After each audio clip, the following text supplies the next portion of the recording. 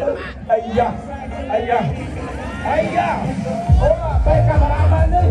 គាត់មានផ្លែគាត់ច្រើនណាស់គាត់ផ្លែគាត់ច្រើនណាស់ផ្លែគាត់ច្រើនណាស់ពីឆ្នាំហើយអត់ដែលបានលុយទេចាំមើលថាឆ្នាំនេះ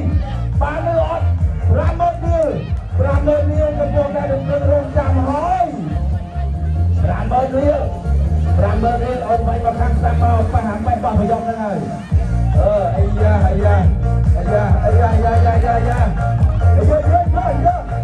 500រៀលឆ្នាំទី3នេះថាតើបានឬមិនបានតាំងចិត្តឲ្យស្ដាប់សូមអរគុណបងប្អូន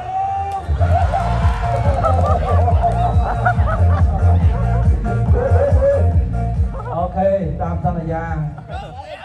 អូខេ50000កាមេរ៉ាមែនកាន់តែពិសេស20យកចាក់ចែង